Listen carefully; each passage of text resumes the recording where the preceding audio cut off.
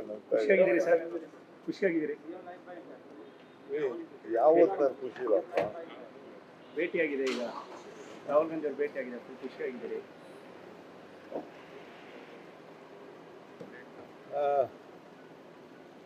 ನಾನು PWD minister, Karnataka Bhavan, ಎರಡನೇ ಕರ್ನಾಟಕ ಭವನ್ ನಮ್ಮ ಅತಿಥಿಗಳಿಗೆ ಬಂದಂಥ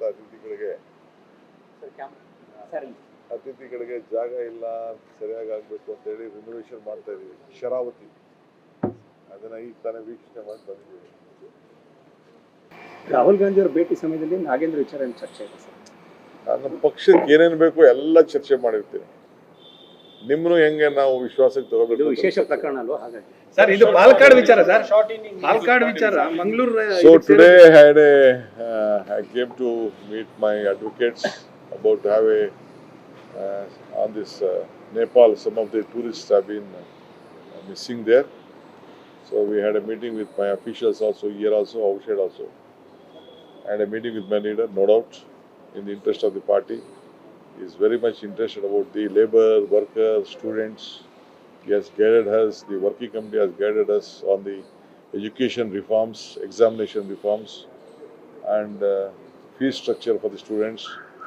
So I have formed a committee on the Cabinet's committee headed by Mr. Kader, which will be along with Mr. Priyank Kharge, our medical education minister, major education minister, primary education minister. We all have formed a committee, and they will go to that. They will also appoint very experts, meet all sections of the society, all the students and the stakeholders, and they will formulate some suggestions to that.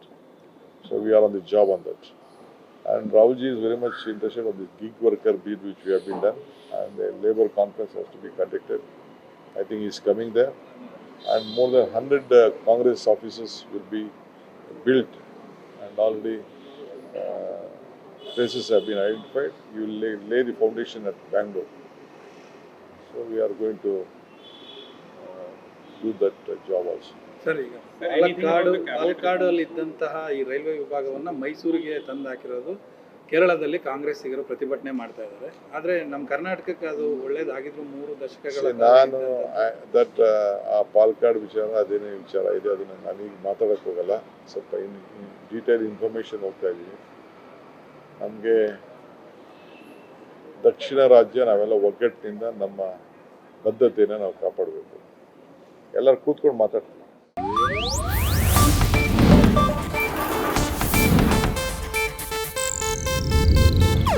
ಇದು Asianet news network ಪ್ರಸ್ತುತಿ.